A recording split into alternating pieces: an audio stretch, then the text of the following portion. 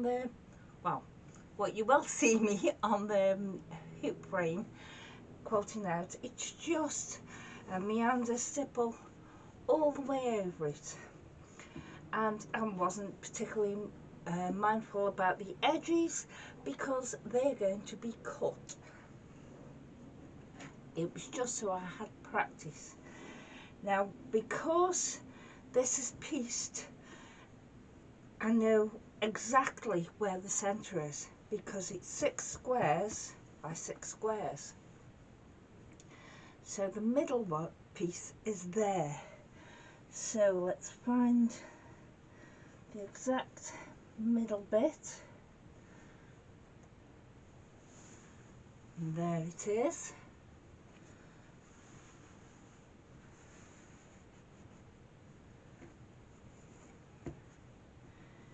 Find the middle again.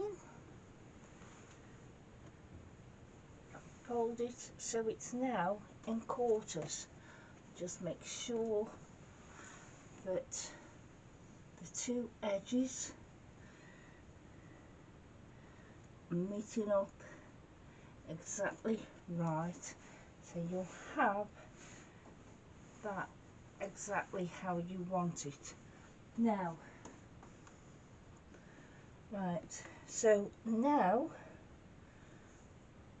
we find the length of it, and that's about 16.5 inches, and that's a bit longer than that, 17 inches, but near enough.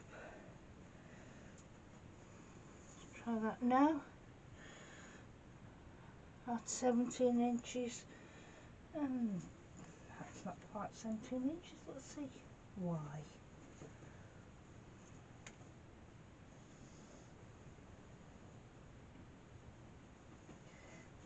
It's possibly because that is not on the edge. Let's try that again.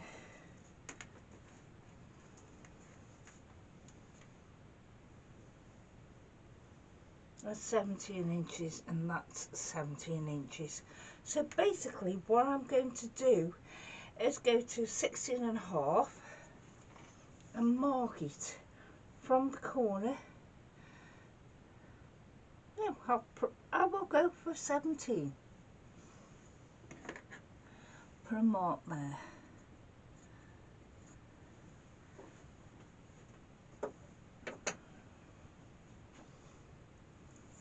And 17 this side is just over. So no, I was right, 16.5 it needs to be. And that'll get me exactly on my line. So let's remark this. It's 16.5. It's there. And just take points out and do them 16.5.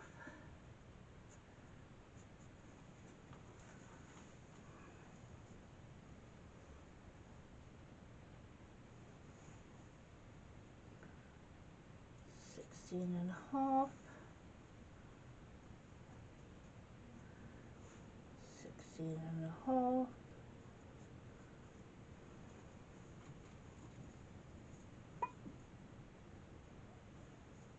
and 16 and a half. I've got a curved ruler here. That'll just help me put my guide chalk lines. Not very good. The other one's better.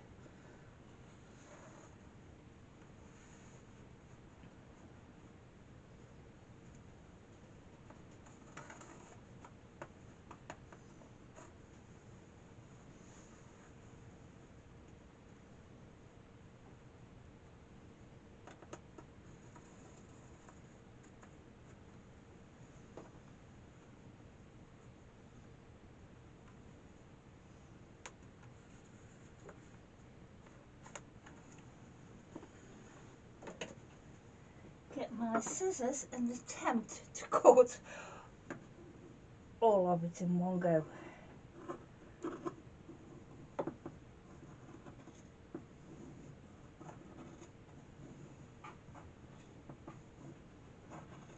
You could use a normal pencil or barrow because it's going to be your cut line and then you're going to be binding it, so it doesn't really matter.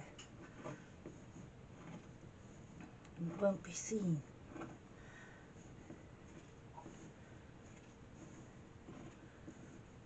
That's why as yet I have not bound this or trimmed it back or anything, because I'm going to be cutting it up. I've done it. Some waste. Oops. Pardon. Bit of a wadding. And if you turn it out, you'll see it's now a circle, a complete circle. So we go back to finding our middle again, and we want something round that we can draw round. A jar of butternut. So basically find where you think the middle is, and that's going in the middle. Yep. Take your marking implement again, and it's not long enough.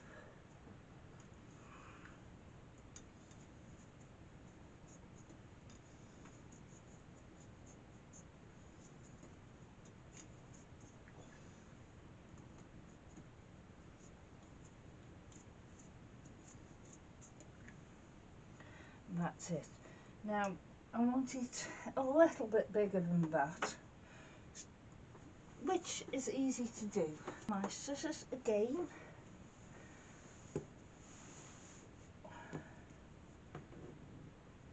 Just trimming up here.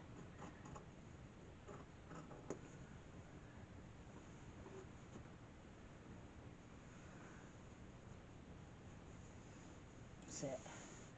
Right, now your line, cut along it. As I say, with this being pieced, you've got a straight line.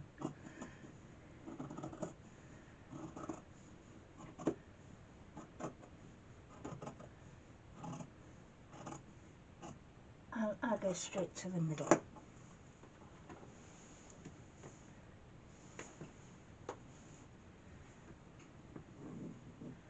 So now I'm going to cut about 1/4 inch bigger than my markings.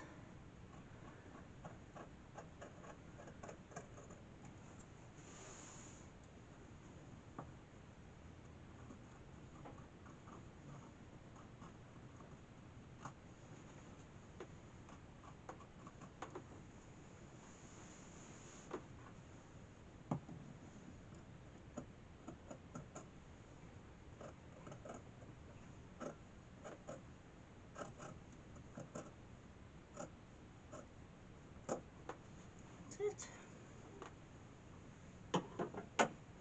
And we have there the Christmas tree skirt, but it needs edging now. So I've made up some bias binding, and I'm just going to put the bias binding around.